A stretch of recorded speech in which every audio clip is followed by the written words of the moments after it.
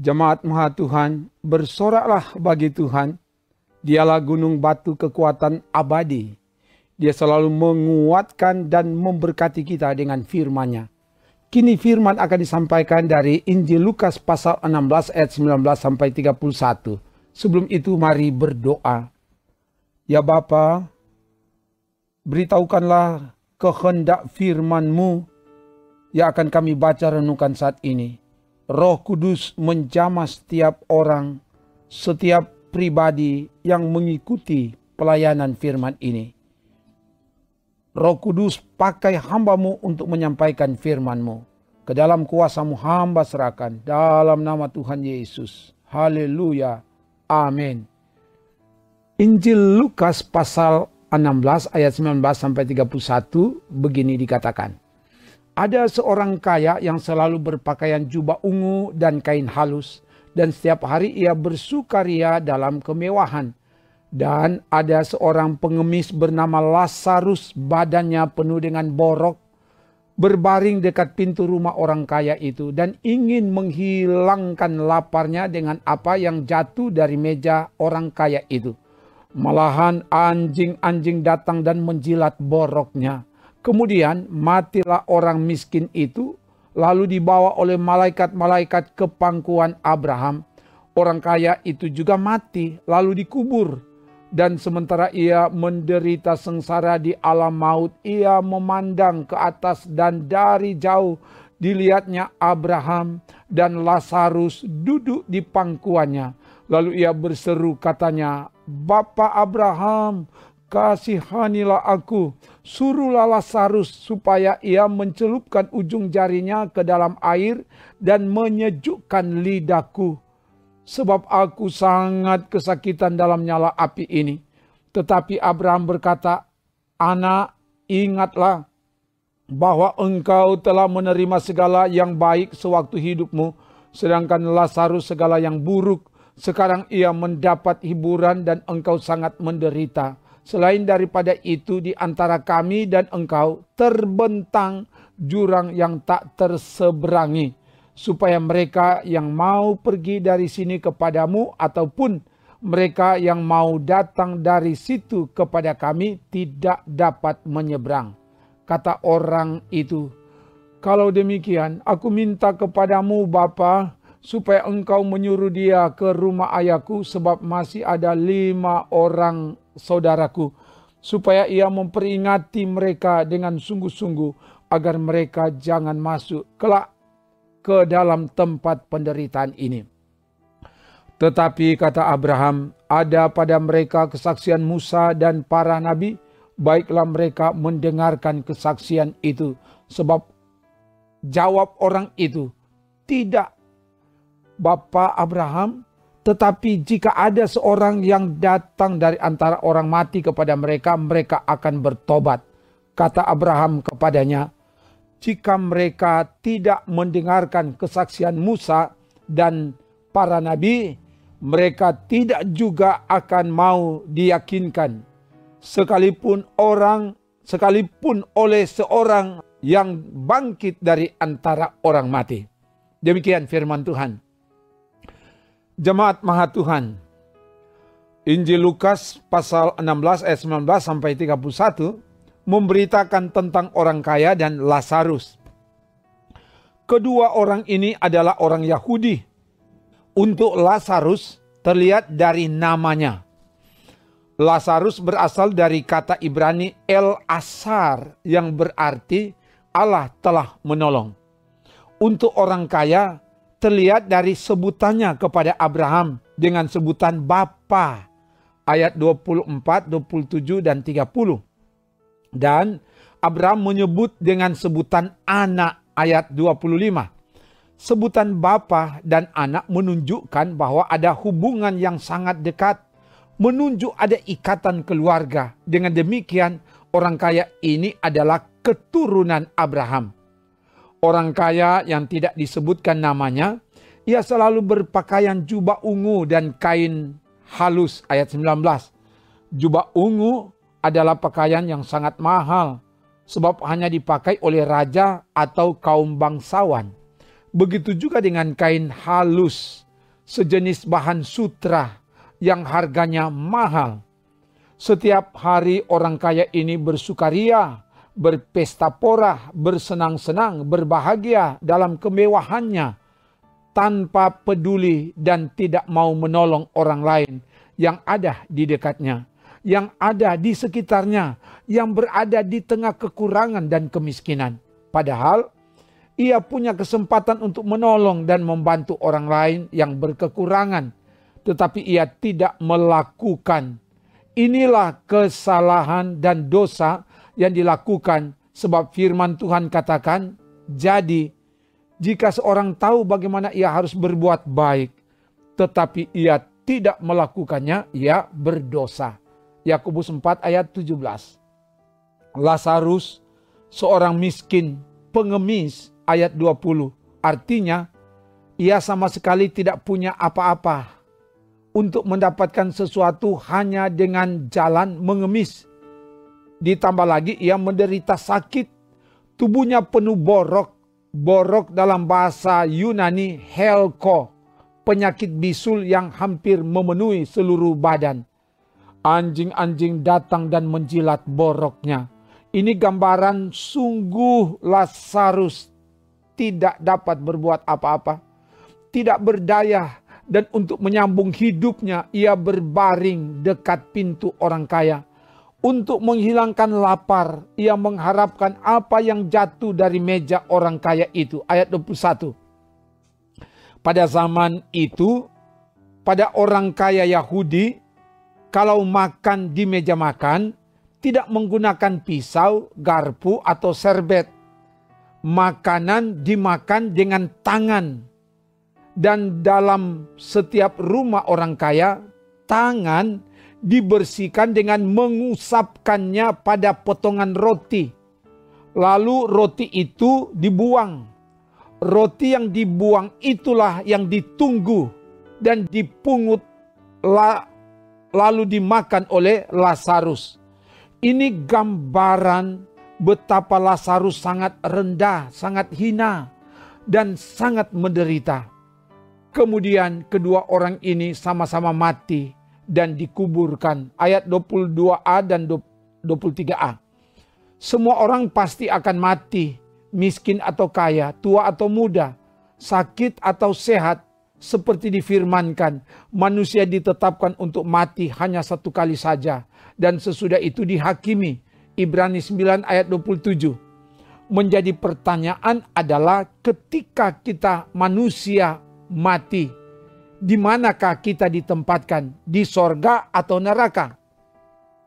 Ketika Lazarus mati, ia dibawa oleh malaikat-malaikat ke pangkuan Abraham. Ayat 22b. Ini gambaran ia berada dalam pelukan Abraham. Hal ini menunjuk bahwa ia berada di sorga. Sementara orang kaya berada di alam maut. Ayat 23 bagian B. Kata alam maut ini dari kata Yunani Hades, artinya neraka. Dikatakan bahwa orang kaya itu menderita sengsara. Ayat 23b. Sangat kesakitan dalam nyala api. Ayat 24b. Sangat menderita. Ayat 25b. Berada dalam tempat penderitaan. Ayat 28b. Ini gambaran keadaan yang sangat tersiksa selamanya yang dialami dalam neraka. Dan karena itu dalam keadaan yang sangat menderita, sangat tersiksa, orang kaya itu meminta air kepada Lazarus. Keadaan jadi terbalik, orang kaya itu mengemis kepada Lazarus. Tetapi Abraham menolak permintaan itu. Orang kaya itu telah menerima segala yang baik selama hidup, sedangkan Lazarus menerima segala yang buruk. Ayat 25. Dan juga ada jurang yang tak terseberangi antara sorga dan neraka. Tidak ada yang dapat menyeberang baik dari sorga ke neraka, demikian sebaliknya dari neraka ke sorga. Ayat 26. Artinya, sekali masuk sorga, selamanya berada di sorga, dan sekali masuk neraka selamanya berada di neraka. Jadi bukan hanya sementara, tapi selamanya. Kekal abadi, tidak ada lagi kesempatan yang kedua kali. Makanya jangan hanya terlena dan sibuk dengan kehidupan yang hanya sementara di dunia ini, seperti orang kaya dalam kisah ini, tapi juga harus lebih serius dan sungguh-sungguh mempersiapkan dan memperlengkapi diri pada kehidupan yang kekal abadi selamanya. Jangan sampai terlambat seperti kisah orang kaya. Pada akhirnya menyesal kemudian tak ada gunanya. Penderitaan, siksaan selamanya yang dialami oleh orang kaya ini di dalam api neraka mendorong dia meminta kepada Abraham supaya mengutus Lazarus ke rumah ayahnya untuk memperingatkan 5 orang saudaranya dengan sungguh-sungguh supaya kelak mereka tidak masuk ke tempat siksaan ini. Sebab dalam pemikirannya, kalau ada orang yang bangkit dari antara orang mati yang memberitakan firman Tuhan, mereka pasti percaya dan bertobat. Tapi permintaan itu tidak dikabulkan oleh Abraham. Sebab pada mereka ada kesaksian Musa dan para nabi, menunjuk pada mereka ada firman yang telah disaksikan dalam perjanjian lama dan perjanjian baru dalam Alkitab. Mereka harus mendengar dan percaya. Jika mereka tidak mendengar, sekalipun ada yang bangkit dari antara orang mati memberitakannya, mereka tidak akan percaya. Ayat 27-31. Kerinduan untuk memberitakan Injil kepada orang lain dilakukan selagi masih hidup, bukan nanti sudah mati. Sebab kalau sudah mati, semua tidak ada gunanya. Jemaat Maha Tuhan, dari bagian firman ini, apa yang mau disampaikan kepada kita? Pertama, setiap orang mengharapkan agar hidupnya berhasil dalam studi, dalam pelayanan, dalam pekerjaan, dalam bisnis, mendapatkan jabatan, kekayaan, dan lain sebagainya. Itu semua tidak salah. Itu semua benar sesuai dengan kehendak Tuhan. Sebab Tuhan memberikan kekuatan untuk memperoleh kekayaan. Tuhan merancangkan masa depan gemilang bagi setiap anak Tuhan. Nanti dilihat Ulangan 8 ayat 18 dan Yeremia 29 ayat 11. Karena itu, apa yang diperoleh haruslah diyakini itu semua dari Tuhan dan dipergunakan untuk kemuliaan nama Tuhan. Jangan salah mempergunakan apa yang kita peroleh, termasuk kekayaan. Seperti kisah orang kaya yang mempergunakan kekayaannya hanya untuk memuaskan diri sendiri, pesta pora, tidak mau peduli, tidak mau membantu orang lain yang sangat berkekurangan yang ada di dekatnya. Inilah kesalahan dan dosa, yaitu lalai menolong, padahal sebenarnya dia dapat melakukan.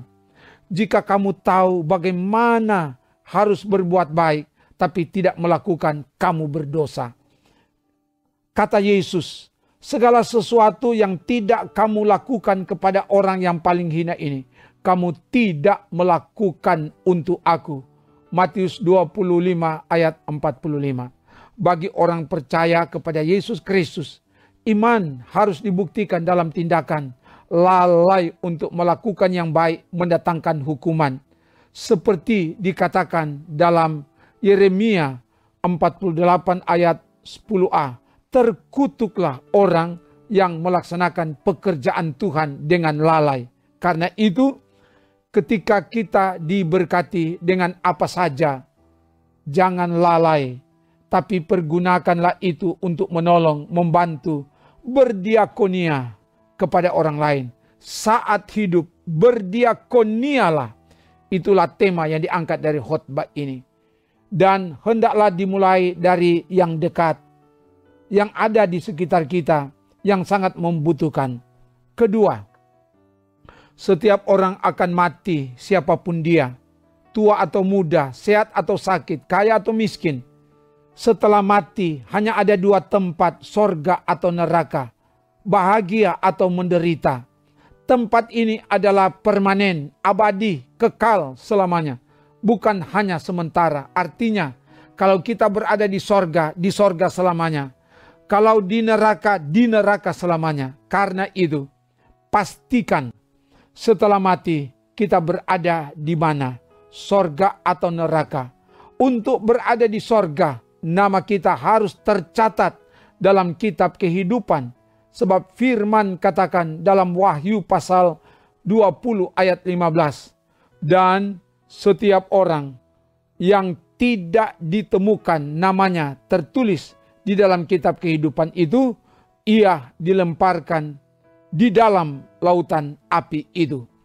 Untuk tercatat dalam kitab kehidupan, syaratnya harus percaya kepada Yesus Kristus. Dikatakan dalam Yohanes 6 ayat 47, sesungguhnya barang siapa percaya, ia mempunyai hidup yang kekal.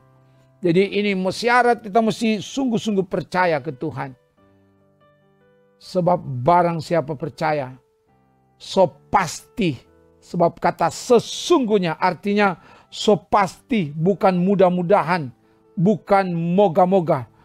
Sesungguhnya so pasti barang siapa percaya, ia mempunyai hidup yang kekal. Ketiga, keinginan memberitakan Injil kepada saudara atau kepada orang lain. Supaya mereka tidak dihukum dalam api neraka, haruslah mulai dilaksanakan sekarang. Bukan nanti. Lakukanlah sekarang ketika kita masih hidup. Bukan nanti ketika sudah mati. Sebab kalau sudah mati, tidak mungkin lagi semua akan sia-sia. Makanya lakukanlah sekarang, jangan tunda. Dan yang telah mendengar Injil, terimalah dan percayalah pada Yesus. Engkau pasti selamat. Jangan sampai terlambat. Sebab kematian akan datang tanpa diduga. Siap atau tidak, itu pasti terjadi. Kalau saudara terlambat mengambil keputusan, menyesal kemudian tak ada gunanya. Roh Kudus akan menolong dan memampukan saudara. Terpujilah nama Tuhan. Haleluya. Amin.